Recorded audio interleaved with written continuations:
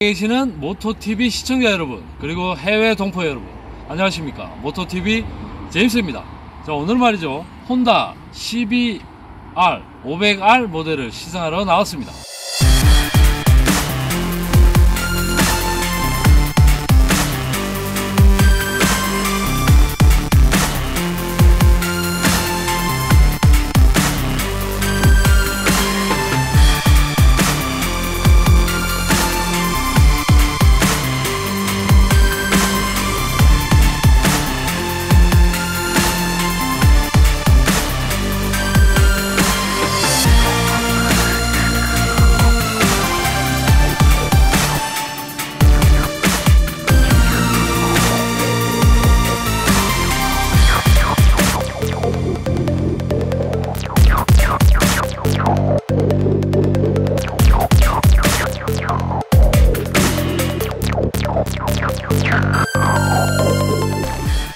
혼다 CBR 500R 모델을 보고 계십니다.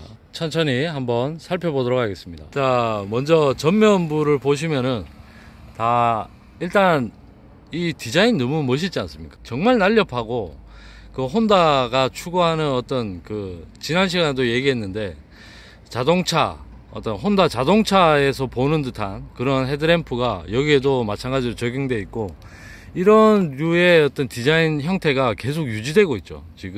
현재 시판되고 있는 CBR 1000RR도 약간 여기에 어떤 연장이 되는 그런 디자인을 가지고 있어요. 디자인 정말 날렵하고 이뻐요. 날카로운 눈매를 가지고 있습니다. LED 램프로 다 구성이 되어 있고요. 여기에는 홀 같은 게 보입니다. 이게 실제로 인테이크 파이프까지 연결이 돼서 공기 흡입까지 되는지는 제가 확인이 안 되지만, 하여튼 여기 에어 홀이 나와 있어요. 공기 구멍. 일단 실제 기능을 하든 안 하든 잘 디자인이 되어 있습니다. 여기는 또 약간 카본 느낌이 나도록, 이거 사출입니다. 사출. 플라스틱 사출을 이런 식으로 해서 약간 카본 느낌이 나게끔 만든 거예요. 앞에 디자인은 뭐 나무랄 게 없죠. 요 방향 지시등은 그냥 벌브 타입입니다. 왜 이런 거는 LED로 안 했는지 좀 의아스럽지만 이렇게 돼 있고, 여기에도 이렇게 홈이 나요. 여기에도 앞에 여기도 홈이 나요. 혼다 차는 요 앞 머드가드에는 무조건 이 홀이 있는 것 같아요.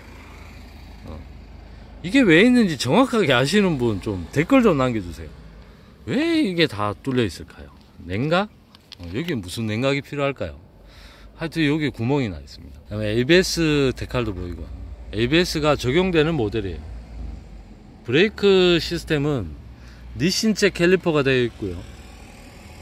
투피스톤 캘리퍼입니다. 투피스톤 캘리퍼가 싱글로 장착되어 있어요. 여기 ABS 센서가 이렇게 보이고요. 서스펜션은 적립식이네요. 헤드램프가 굉장히 옆에서 봐도 크기감을 느낄 수 있으면 옆으로 이렇게 퍼져 있네요. 눈에 계속 띕니다. 디자인이 정말 괜찮아요. 헤드램프. 윈드 스크린이 이렇게 보이고,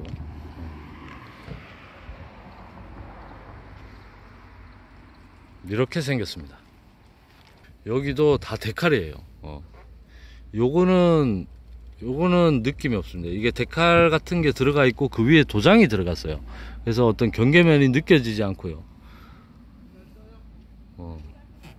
이 연료 탱크 부분에는 이렇게 경계면이 느껴지지 않습니다. 여기 위에 강택 도료가 한번 더 떼어진 느낌이고, 여기는 경계가 느껴집니다. 이렇게 손톱으로 딱 긁으면 이게 뗄 수 있을 정도로 여기는 데칼이 이렇게 붙어 있어요. CBR이라고 이름이 붙어져 있고, 엔진 케이스에도 혼다라고 각인이 되어 있습니다.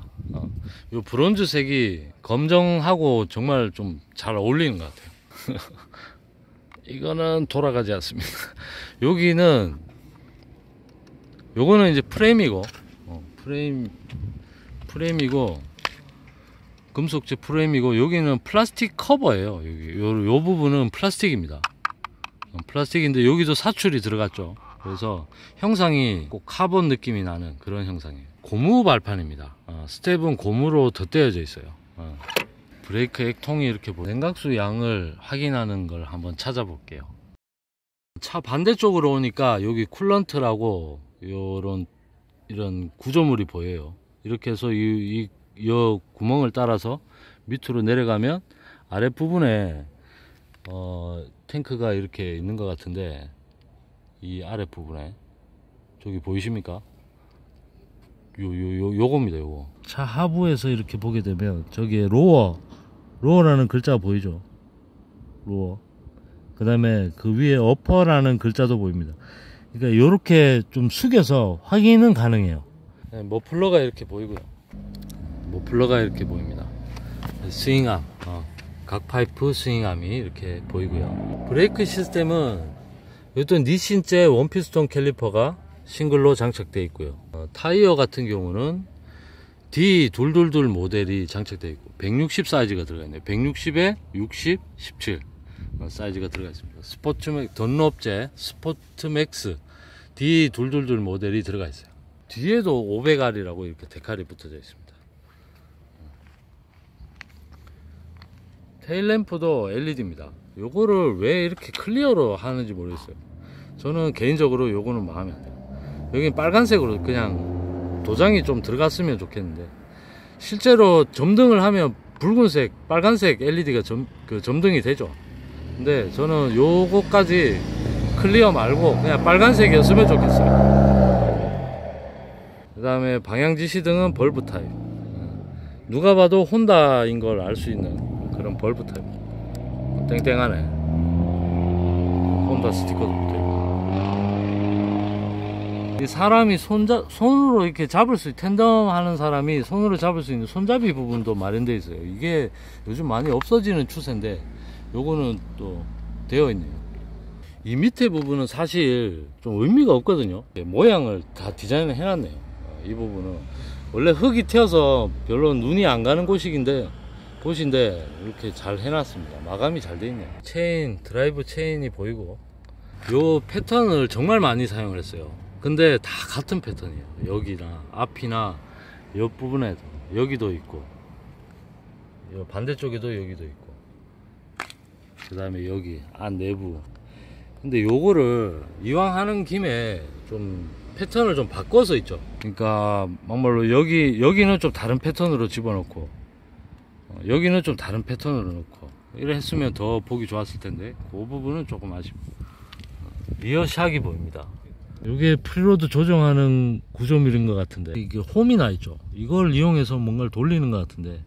그 다음에 시트로 올라왔습니다. 시트를 보면 분리형 시트, 제가 좋아하는 분리형 시트입니다. 푹신푹신해요. 푹신합니다. 푹신푹신한데 좀 땡땡한 느낌은 들어요. 푹신한데 땡땡한 느낌이 드는, 제가 좋아하는 분리형 시트. 여기는 에어홀이 있다가 없네. 막혔어요. 여기는 막혀 있습니다. 이런 걸 왜 하지? 진짜 뚫던가. 그냥 모양만 에어홀입니다. 막혀 있어요. 실제로는 막혀 있고. 제가 좋아하는 분리형 시트. 뭐 끈은 이게 뭐 왜 이렇게 되는지 모르겠다. 이렇게밖에 방법이 없나? 이게 뭐야 이게. 이건 좀 아닌 것 같다. 이걸 왜 이렇게밖에 안 되나? 이건 좀 아니잖아. 뭘 이따구로 만들어놨네. 이건 좀 이해할 수 없는. 이게 아예 이쪽으로 넘겨가지고 그냥 여기에 밴딩이 되면 좋을 텐데, 이건 좀 아쉽습니다. 이게 뭡니까 이게. 덜렁덜렁 좀 아쉽고, 요거는 좀 또 특이하네. 요런 질감은 또 틀립니다. 이게 굉장히 꺼끌이 아니고 이런 패턴이 좀 굵직굵직하게 있어서 이 느낌이 또 새롭네요. 뭐 나쁘지 않습니다. 그 다음에 연료 탱크가 이렇게 보입니다. 연료 탱크가 보이고, 운전석입니다. 이게 운전석. 핸들바도 보이고, 여기로 프리로드를 조정하는 것 같아요. 여기서 프리로드를 조정하고, 감쇄력이나 이런 거는 조정이 안 되는 것 같습니다. 계기판은 뭐 그냥 RPM 게이지가 전 풀 디지털이네요. 속도계가 있고, 토탈 주행거리, 시계, 뭐 연료량 이런 게 나오고, 기어 인디케이터가 없는 것 같은데. 이런 그냥 트립 이런 거, 뭐 연비나 이런 것들. 21km가 에버리지가 찍혀 있네요. 21.6km per 리터. 뭐 이런 정보들이 나오고, 각종 뭐 계기도 이렇게 나옵니다. ABS 경고등도 들어와 있고요. 지금 N, 이게 기어 인디케이터가 없나 봐요. 기어 인디케이터 없습니다. 혼다가 요런데 좀 인색하네. 여기 뭐 요 밑에도 이런 패턴이 들어가 있죠. 너무 좀 이렇게 있는 건 좋은데 다 똑같은 패턴이니까 좀 단조롭습니다. 좀 단조로워요. 이런 걸 좀, 이런 패턴도 썼다가 저런 패턴도 썼다가 하면 좋을 텐데. 스위치들을 보면 아주 전형적인 옛날 방식을 사용하고 있죠. 패싱 스위치가 있고 따각따각 조작감 좋습니다. 상향등, 하향등, 경음기, 그다음에 방향지시 등이 있고요. 이쪽에는 이제 킬 스위치랑 비상등이 또 여기다 만들어놨네. 여기는 시동 버튼. 이쪽에 비상등이 있는 거는 좀 거시기 합니다. 저는 이런 걸 별로 안 좋아해요. 여기에 뭔가 조작할 수 있는 스위치가, 이렇게 시동 스위치를 제외한 뭔가가 있는 걸 별로 좋아하지 않는데, 브레이크 액통이 달려있고 좀 작아 보이네요. 이게 리저브 탱크라고 하죠. 리저브 탱크가 비교적 좀 스마트한, 좀 작은 요런 게 들어가 있습니다. 요 차량 같은 경우는 이 백미러를 접었다가 다시 원래 위치를 할 때 뭐가 떨컥 이렇게 하면서 그 원래 위치를 확인할 수 있는 방법이 없어요. 그냥 내가 하는 대로 어디든지 그냥 고정할 수 있는 그런 타입입니다. 내가 벌써 움직여 버렸으니까 차주님은 또 다시 맞춰야 되겠죠. 요거는 좀 아쉽네요. 여기에 뭔가 이렇게 마킹은 되어 있습니다. 여기에 마킹은 되어 있는데 이게 뭘 의미하는지도 모르겠고,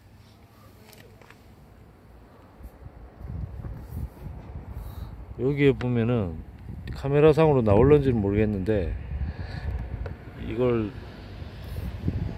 다시 그 제 위치에 디폴트 값으로 맞출 수는 있습니다. 이렇게 여기에 디폴트 값 표기가 되어 있긴 해요. 지금 카메라에 잡힐런지는 모르겠지만 이렇게 표기가 되어 있습니다. 마킹이 되어 있긴 되어 있어요. 근데 그 어떤 느낌은 없습니다. 딸깍 걸리는 느낌은 전혀 없어요.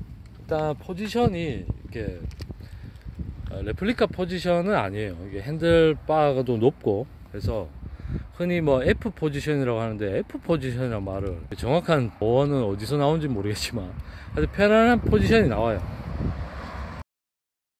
자, 라이트를 켜면 이런 식으로, 뭐 상향등 하면 중간에 여기 두 군데가 끄고, 여기가 비어있죠. 지금 비어있는데 상향등 켜면 여기 나머지가 다 들어오면서 상향등 역할을 하는 것 같아요. 여기에도 미등이 있네요. 여기에도 데일라이트 개념으로 미등이 하나 살짝 들어옵니다. 그 다음에 이렇게 붉은색 LED가 이렇게 점등이 되고, 브레이크 레버를 밟으면 이렇게 좀 더 밝게 제동등이 들어오는 이런 타입입니다. 일단 외관은 대충 이 정도로 둘러보고요, 어떤 느낌이 나는지 실제로 한번 타보고 또 말씀드리겠습니다. 외관 영상은 여기까지입니다. 저는 제임스입니다. 자, 어디 사는 누구세요? 너 누구야? 너 누구야?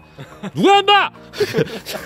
자, 지금 키가 어떻게 돼요? 키가 키 164요. 164의 여성분이 타면은 지금 뭐 뒤꿈치가 조금 떴어요. 아, 저쪽에 다 떴는데 이쪽에 자꾸 키 큰 척 하지 말고. 맞아요. 네. 지금.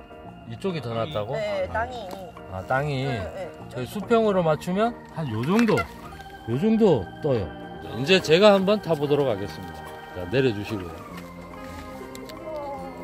좀 찍어주세요. 그 다리 좀 들어드려라. 13의 키를 가진 라이더 같으면 요 정도. 지금 양발이 뒤꿈치 다 닿였어요. 닿이고 무릎이 살짝 그냥 굽어지는 듯 마는 듯, 한 요 정도. 이것도 시트고는 좋은 것 같습니다. 누가 타도 편안하게 탈 수 있을 것 같은 그런 시트고를 가지고 있어요. 다 닿였죠.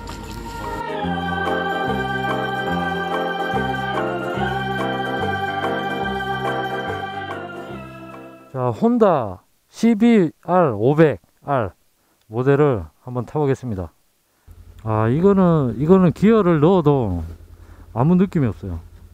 철컥 하는 느낌이 전혀 나지 않습니다.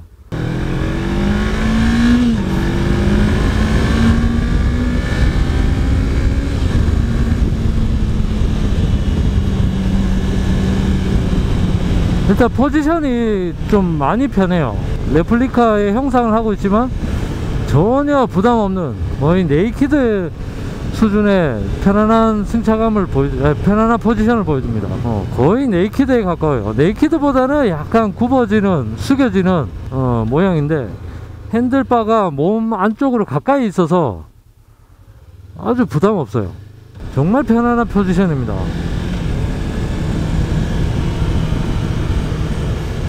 와, 이게 승차감이 정말 좋네요. 편안해요. 편안하고 부드럽습니다. 엔진 반응도 사람을 깜짝 놀래킬 만한 그런 액션은 없어요. 여기는 안동댐입니다. 안동댐. 제가 안동에 리뷰하러 왔어요. 저속 토크가 강해서 운전이 쉽습니다. 오히려 고회전이 가면 심심할 정도로 훅발은 없습니다. 어떤 초보자들이 다루기 쉬운 특성을 가지고 있어요. 어떤 코너웍에서는 아주 무난한 필링, 그냥 안정적인 필링. 브레이크도 무난한 성능이에요. 브레이크는 이 차를 다루기에는 충분한 담력을 보여줍니다. 뒷브레이크도 지 역할을 다 해줘요. 좀 밀리는 거는 있네요. 이게 조금 밀립니다. 조금만 더 잘 들었으면 좋겠다는 생각이 들어요. 조금만. 근데 아주 뭐 크게 야 이거 욕먹을 정도는 아니에요. 전혀 아니고, 통상적인 이런 와인딩에서 차체를 컨트롤하기에는 충분한 브레이크 담력이. ABS도 터지고요. ABS 터지는 느낌도 억수 부드럽네. 뭐 다 부드럽노. 충분합니다. 이 정도면은 충분해요. 얼마나 컨트롤 하느냐의 차이인 것 같습니다. 약간 그냥 욕심이 있다면 조금만 더 담력이 좋았으면 한다, 요 정도로만 멘트 하겠습니다.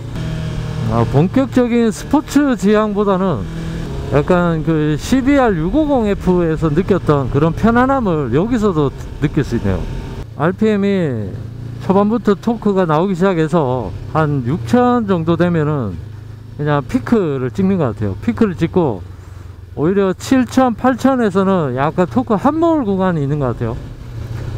이게 뭐 내가 함몰이라 그래서 뭐 토크 쭉 빠지는 게 아니라 그냥 이게 급상승하다가 그냥 쭉 그냥 플랫하게 가다 보니까 약간 힘이 없다, 뒷심이 부족하다, 이런 생각이 계속 들어요. 근데 그 7000까지 가는 텀이 빨리 와요. 그러다 보니까 자꾸 엔진을 방방 돌리게 되네요.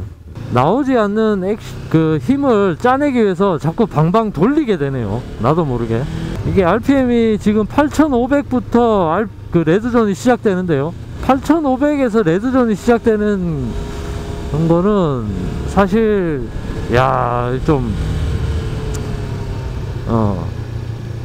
제가 타고 있는 네이키드 MT-07도 RPM이 10,000까지는 쓸 수 있어요. 10,000까지는 쓸 수 있기 때문에 그런데 길들여진 사람들은 이 차를 하면 너무 레드존이 너무 빨리 온다, 이렇게 생각할 수도 있겠네. 약간 이게 회전수에서 나오는 그런 맛은 전혀 느낄 수가 없습니다. 그야말로 저회전 영역에서 툭툭 치고 올라오는 그 힘으로 그냥 타는 바이크예요. 이런 저회전 영역에서 힘이 나오는 바이크들은 특징이 있어요. 이 초보자들이 쉽게 탈 수 있어요. 쉽게. 기어 변속을 굳이 않아도 전 영역에서, 저 RPM 영역은 전 기어단에서 충분한 토크가 나옵니다. 그렇다고 뭐 사람을 뒤로 집어 던질 만한 그런 토크는 아니지만 편하네. 진짜 편해요. 생긴 거는 정말 날카롭게 생겼거든. 이 차를 운행하면서 느끼는 필링이 남들이 나를 지금 주행하고 있는 나를 봤을 때의 느낌이 상당히 다를 거라고 생각이 듭니다. 저는 지금 어떤 바이크를 타냐면 그냥 네이키드 바이크를 타는 것 같아요. 네이키드 또는 멀티퍼포즈 장르. 이 차의 베이스로 해서 만든 차가 있죠. CB500X.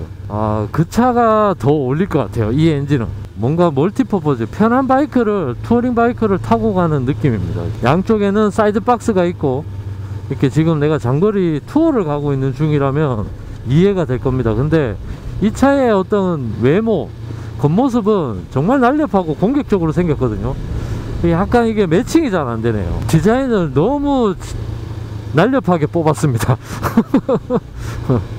야, 디자인 날렵하고 지금 좋은 거네. 좋은 거죠. 근데 이 차가 가진 성능을 너무 표현을 못한 것 같아요. 이 차는 정말 진득하고 부드럽고 편안합니다. 날카로움은 없어요. 근데 이렇게 와인딩을 해보면은 어느 정도 실력만 갖추면 이 차를 제대로 파악하고 적응하고 좋은 타이어를 쓰고 하면은 충분히 가능한 아주 공격적인 주행이 가능한 뭐 바이크일 거라고 생각은 들지만, 글쎄요, 그런 노력을 이 차에 기울이기보다는 좀 더 거기에 치중된 바이크를 선택하는 게 더 오히려 나을 것 같다는 그런 생각이 드는. 너무 고요합니다. 고요하고 편하네요. 제가 좋아하는 어떤 직결감은 있는데 뭔가 또 제어가 들어가는 느낌, 엔진에서 거칠게 몰아붙이는 맛은 없어요. 와, 진짜 큰 특징이 없네요. 정말 무난한 다 어느 정도껏 해줍니다. 정도껏. 야, 이렇게 또 특징이 없는 바이크도 더 드문데 그게 이 차의 특징인가? 정말 평범함의 그 극치인 것 같아요. 서스펜션은 이거를 딱딱하다고 할 수도 없고 또 물렁하다고 할 수도 없어요. 딱 또 중간입니다. 이야, 너무 특징이 없다. 리뷰하기 제일 힘드네 이거.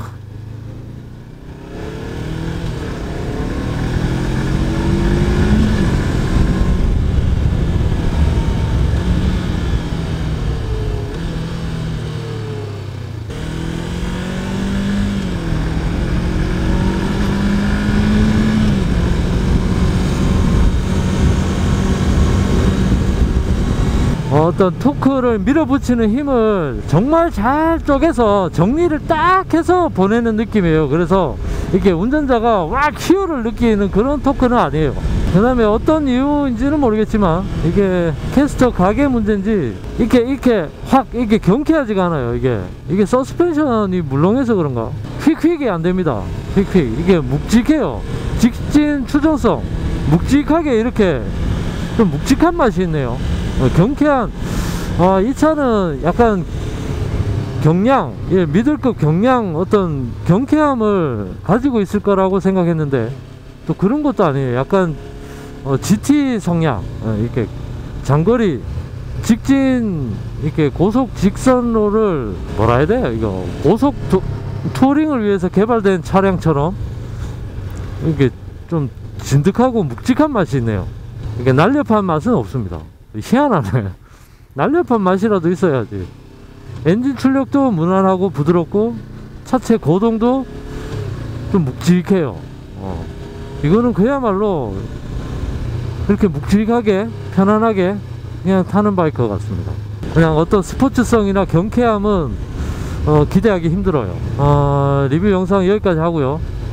이거 뭐 다 그냥 같은 얘기를 그냥 똑같이 계속 반복하는 것 같은데 정리해서 총평시간에 또 자세히 알려드리겠습니다. 시승 영상은 여기까지 하겠습니다. 저는 제임스입니다.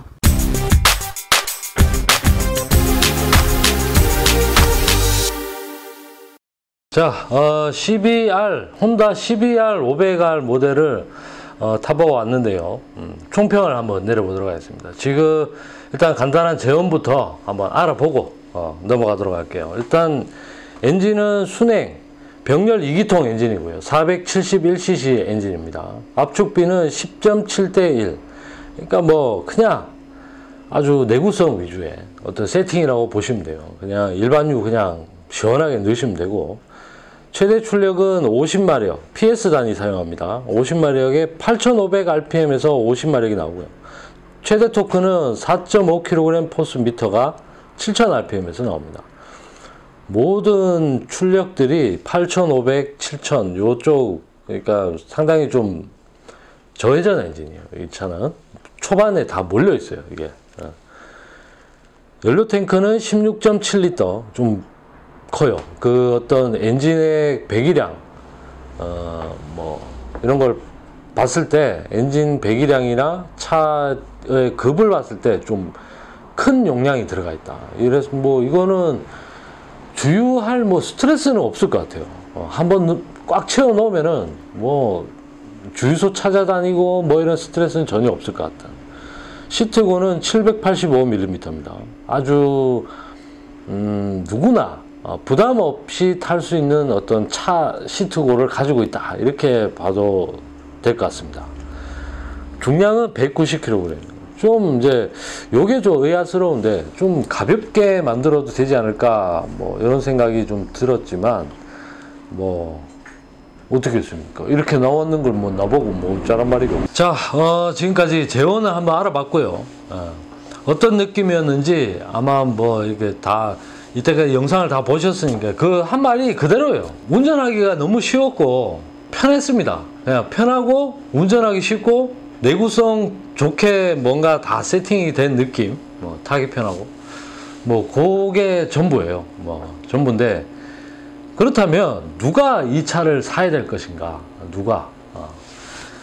자, 제가 이 차를 이렇게 타다 보니까 타면서 야, 이거 뭐라고 내가 리뷰를 해야 될까? 뭐라고 멘트를 해야 될까?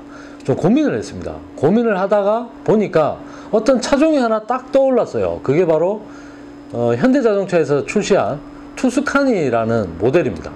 예전에 투스카니 모델이 처음 나왔을 때 이슈였죠, 이슈. 와, 진짜 디자인 멋있다.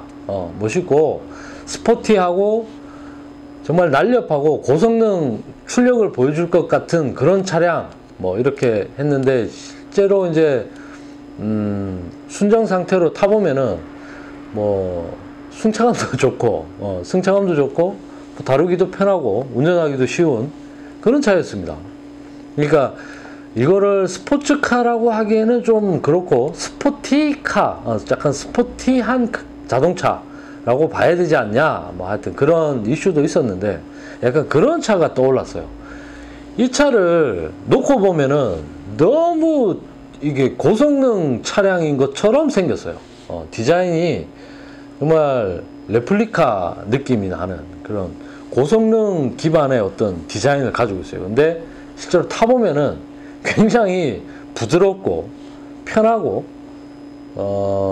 운전하기 쉬운 그런 차량이었습니다. 동일한 어떤 엔진을 가진 CB500X라는 모델을 제가 리뷰를 해봤죠. 그 차량에서 느꼈던 그런 편안함이 그대로 느껴졌어요. 이 차에서도. 근데 약간 이제 뭐 포지션은 조금 달라졌죠. 앞으로 조금 숙여지고 하는 것들은 있었지만 크게 벗어나지 않았습니다. 그러니까 이 차는 제가 볼 때 도심에서 이렇게 출퇴근, 그다음에 가끔씩 장거리 투어 편하게 가고 싶어. 나는 막 이렇게 뭐 이렇게 오버 액션 안 하고 편하게 타고 싶다. 이런 사람들이 아마 구매하면 좋지 않을까 이런 생각을 합니다. 오늘 이 차 총평은 좀 솔직히 할 말이 없네요. 이게 그냥 이대로 끝내버릴 것 같습니다. 아마 타시던 분들도 다 아마 공감할 거예요. 뭐 모든 내용들이 영상 중에 시승하는 중에 다 나온 것 같습니다.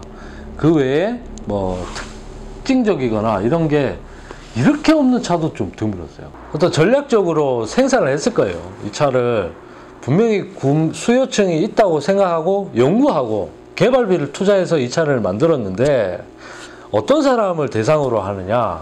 그러니까 그야말로 바이크를 타면은 그냥 너무 노멀해요. 노멀하니까 노멀한 사람 그냥 노멀. 나는 이렇게 바이크가 이렇게 튀고 막 이렇게 뭐 까다롭고 운전하기 까다롭고 뭐 재미없어도 돼. 난 재미 같은 거 필요 없어. 그냥 타는 게 집중해. 야, 여기서 여기까지 이동하는 게 중요한 사람. 그런 사람들이 사면 좋을 것 같다. 그런 사람들을 타겟으로 한 게 아닌가. 바이크를 사서 스트레스 전혀 받고 싶지 않다. 정비나 운용에 있어서 전혀 스트레스 받고 싶지 않고 그냥 이동의 목적. 그냥 좋은 스타일을 가지고 있는 바이크. 그 다음에 뭐 장거리도 운행 가능한 바이크. 도심에서 편한 바이크. 나 이거면 돼. 더 이상 다 필요 없어. 이런 사람들이 선택하는 그런 바이크가 아닌가. 뭐 여기 이상 더 이상 설명이 안 돼요. 나쁘게 말하면 밋밋해요. 그냥 밋밋하고 심심해요. 그냥 심심하고 아무 특장점이 없다. 이렇게 나쁘게 얘기하면.